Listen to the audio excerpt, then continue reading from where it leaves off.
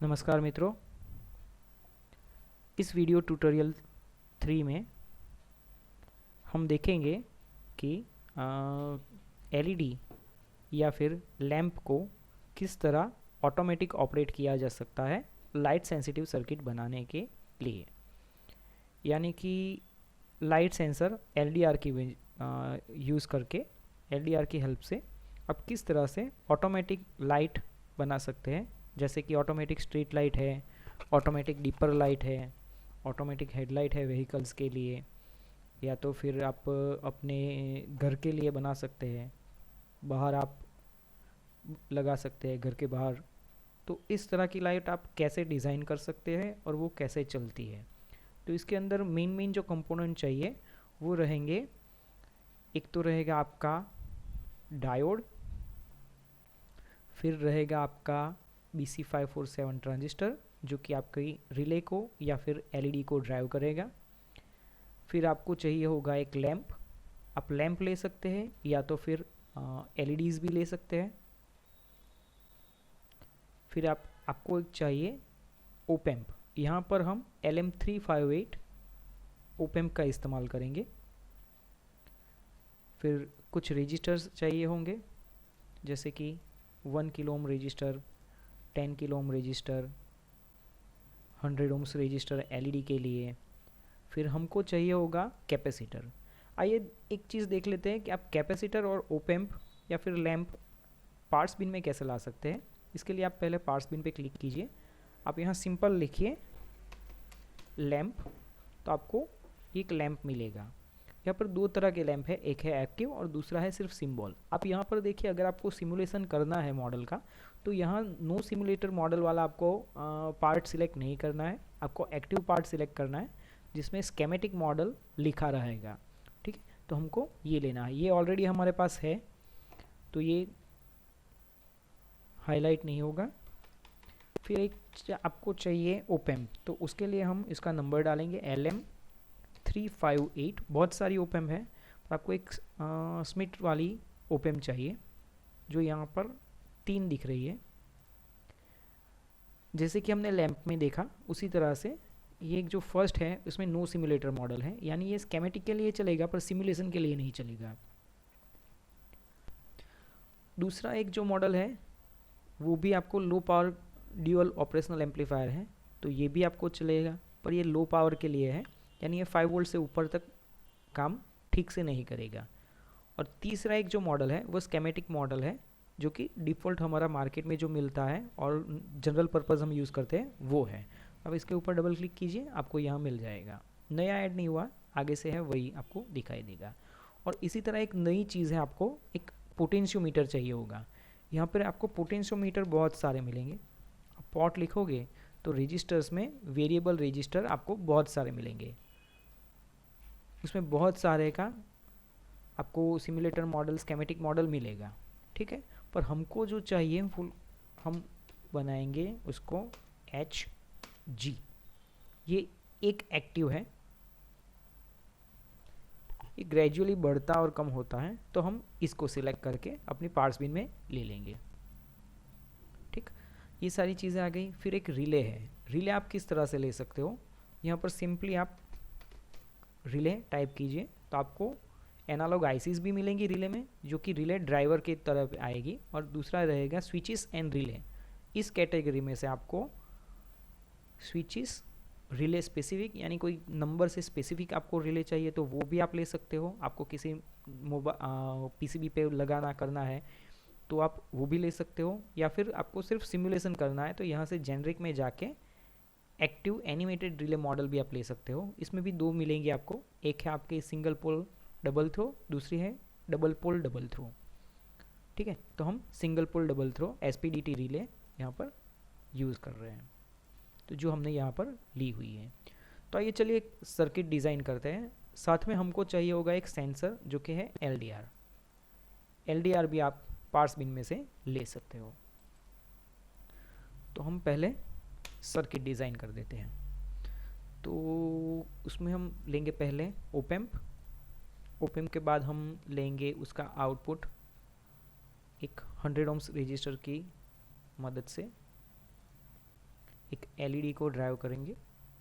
यहाँ पर हम एलईडी को सिर्फ एक इंडिकेटर के तौर पे यूज़ करेंगे, ना कि लाइट के सोर्स के तौर पे, सिर्फ इंडिकेटर के तौर पे कि हाँ ये सिस्टम वर्क हो रहा है।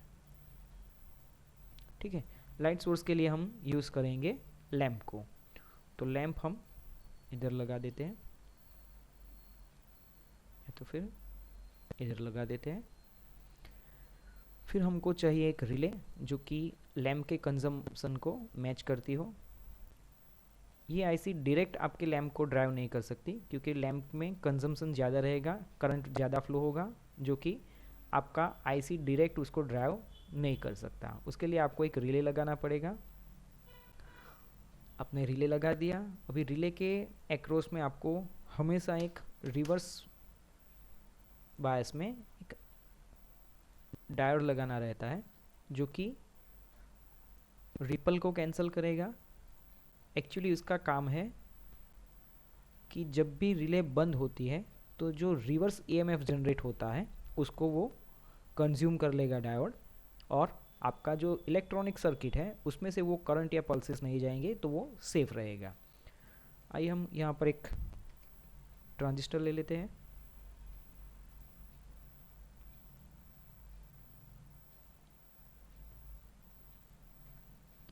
ठीक है, डायोड और रिले की कॉइल को पैरेलल कनेक्ट कर दिया। ट्रांजिस्टर का कलेक्टर रिले के और डायोड के नेगेटिव के साथ अटैच कर दिया, और रिले का और डायोड का पॉजिटिव हमने आईसी के वीसीसी सप्लाई के साथ कनेक्ट कर दिया, और रिले का नॉर्मली ओपन टर्मिनल है उसको हमने वीसीसी के साथ कनेक्ट कर दिया। तो क्या होगा कि जब भी ये रिले ऑन होगा तो यहाँ से वीसीसी सप्लाई रिले ऑन होने के बाद इस लैंप में से होकर ग्राउंड में जाएगा, तो लैंप ऑन होगा हमारा। ठीक है, और यहाँ पर ये आईसी का 4 नंबर का टर्मिनल, 4 नंबर का टर्मिनल हमने ग्राउंड करना है। तो पहले ये सारी पिन इकट्ठा कर लेते हैं। यहाँ पर हम ग्राउंड दे देंगे। अब रिले को ड्राइव करने के लिए हमने जो ट्रांजिस्टर लिया हुआ है उसको हम forward bias 1 kilo ohm register के ज़रिए देंगे, और ट्रांजिस्टर को रिवर्स बायस यानी नेगेटिव फीडबैक एक 10 किलो ओम के रजिस्टर के ज़रिए देंगे।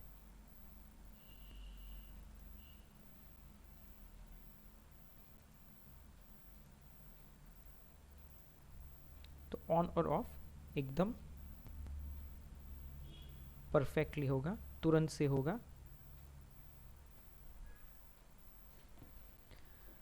अब हो गया ये आउटपुट का पार्ट, पर यहाँ पर हम एक चीज़ चेंज करेंगे। यहाँ पर हम ये यहाँ से आउटपुट पावर टर्मिनल ये नहीं लेंगे। ये चलेगा तो सही, आईसी तक ठीक रहेगा, पर वो 12 वोल्ट के लैंप को ड्राइव नहीं करेगा, और ना ही ये 12 वोल्ट के रिले को ड्राइव करेगा। तो उसको ड्राइव करने के लिए हमको चाहिए कोई और डीसी सोर्स जो हमको 12 वोल्ट सप्लाई दे सके। उसके लिए हमारे पास यहाँ पर है जनरेटर मोड में एक डीसी पावर सोर्स अवेलेबल है। यहाँ हम क्लिक करेंगे तो हमको ये डीसी पावर सोर्स मिल जाएगा। अभी ये क्वेश्चन मार्क दिखा रहा है और ब्लैंक है, ये आप लाइन देख सकते हैं, डीसी की इंडिकेशन है। इस पर डबल क्लिक करके आप यहाँ से जितने भी वोल्टेज आपको रिक्वायर्ड है कस्टम, वो आप ले सकते हैं। यहाँ पर हमने 12 वोल्ट नोट कर दिए, तो यहाँ से आपको 12 वोल्ट मिलेंगे। ये चीज़ हम प्रोब लगाकर चेक भी करेंगे। वापस आ जाते हैं कंपोनेंट्स में, पार्ट्स बिन में। अब हमें चाहिए एक एलडीआर, तो एलडीआर हम पॉजिटिव टर्मिनल के साथ कनेक्ट करेंगे, यानी 3 नंबर पर एलडीआर का सेकंड टर्मिनल जाएगा नेगेटिव के साथ। यहाँ पर हम ग्राउंड भी ले लेते हैं पहले।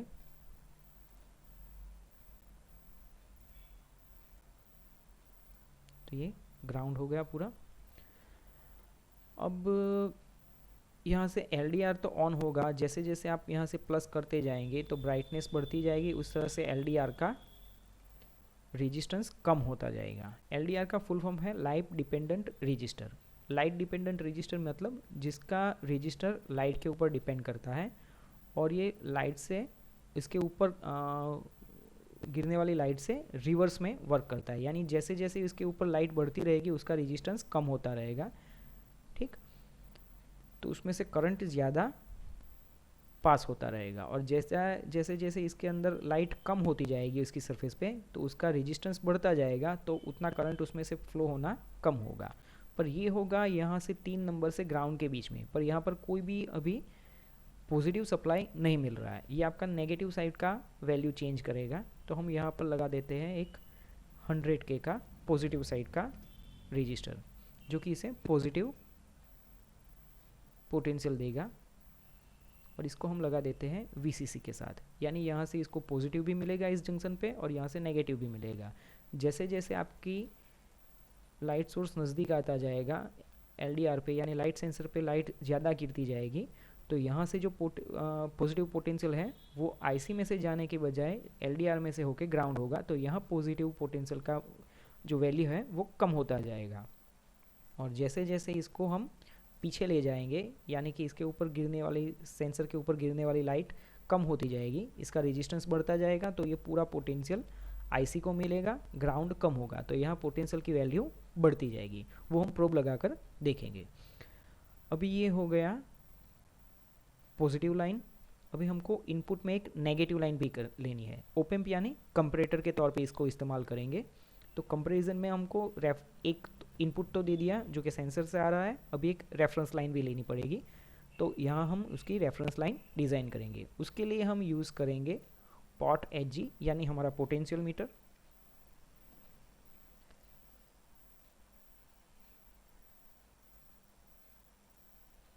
पोटेंशियोमीटर का जो सेंटर पॉइंट है वो हम नेगेटिव इनपुट के साथ दे देंगे, और जो तीसरा टर्मिनल है उसको ग्राउंड करेंगे, और फर्स्ट टर्मिनल है जिसको इस 100K रजिस्टर जो हमने LDR के साथ लगाया उसी की तरह यहाँ टर्मिनल पे, फर्स्ट टर्मिनल पे दे देंगे।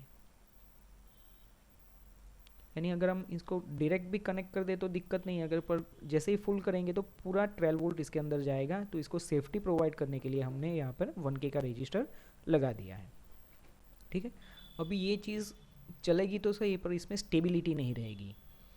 तो स्टेबिलिटी के लिए हम क्या करेंगे, 10 माइक्रोफेरेड के 2 पोलर कैपेसिटर लिए हैं हमने। एक पोलर कैपेसिटर हम सेंसर की जो लाइन है उसके साथ अटैच कर देंगे, सेंसर की पैरेलल में। पॉजिटिव कैपेसिटर का पॉजिटिव IC की ओर जाएगा और नेगेटिव ग्राउंड टर्मिनल में। उसी तरह दूसरा एक 10 माइक्रोफेरेड का कैपेसिटर हम रेफरेंस लाइन के साथ कनेक्ट करेंगे, और नेगेटिव टर्मिनल ग्राउंड के साथ, नेगेटिव के साथ। फिर ये पॉट को हम 1K डिफ़ॉल्ट है उसके बजाय 10K बनाएंगे, यानी ये 10K पोटेंशियोमीटर के तौर पे काम करेगा। आइए अभी देखते हैं इसको रन करके ये कैसे चलता है। और उससे पहले हम इसमें प्रोब लगा देते हैं। यहाँ से प्रोब मोड में से आप DC वोल्टेज सिलेक्ट कर लीजिए। यहाँ से आपको IC के पॉजिटिव पे इनपुट किया जा रहा है वो दिखाई देगा, यहाँ से नेगेटिव दिखाई देगा, और यहाँ से आपको आउटपुट दिखाई देगा।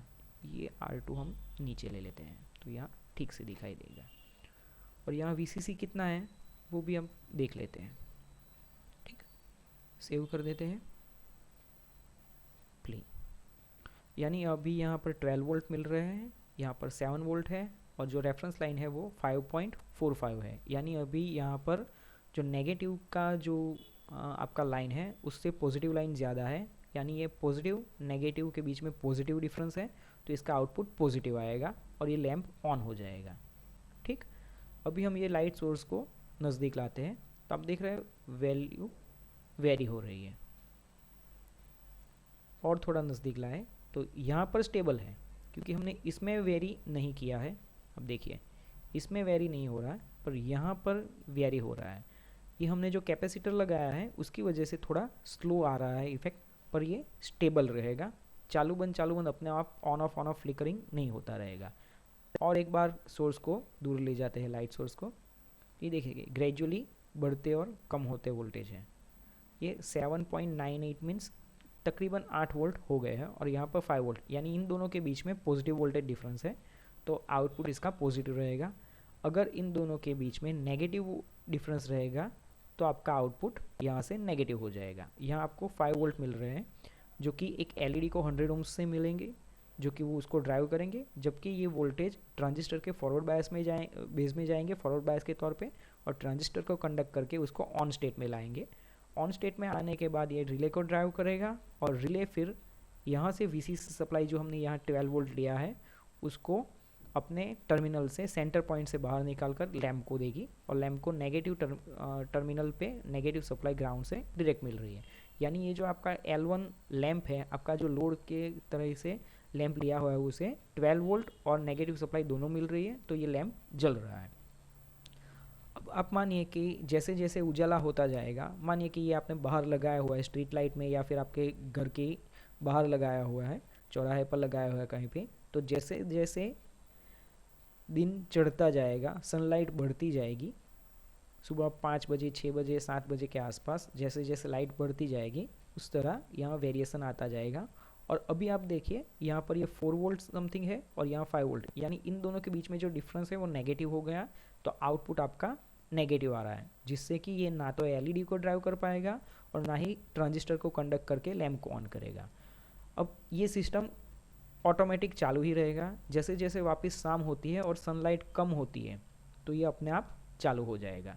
यानी आपकी ये ऑटोमेटिक स्ट्रीट लाइट या तो फिर ऑटोमेटिक रूम लाइट हो गई कि जैसे ही बाहर का उजाला यानी नेचुरल सनलाइट कम होती है तो ये अपने आप स्टार्ट हो जाता है और ये अपने आप सनलाइट मिलने पर बंद भी हो जाता है। ऐसी चीज़ें आपको ऑटोमेशन में देखने को मिलेगी। बहुत ही सिंपल ऑटोमेशन है, आप इसको आसानी से घर पे डिज़ाइन करके ऑपरेट कर सकते हो और इसे बना सकते हो, और ये आपकी लाइट सेविंग का बहुत सारा काम करेगी। अगर आप इसकी सेंसिटिविटी भी सेट करना चाहते हो तो यहाँ से आप उसकी सेंसिटिविटी भी सेट कर पाते हो कि आप कितनी लाइट की जो सेंसिटिविटी है उसके ऊपर कितनी लाइट को आप उजाला या अंधेरा गिनना चाहते हो, उस हिसाब से ये काम करेगा।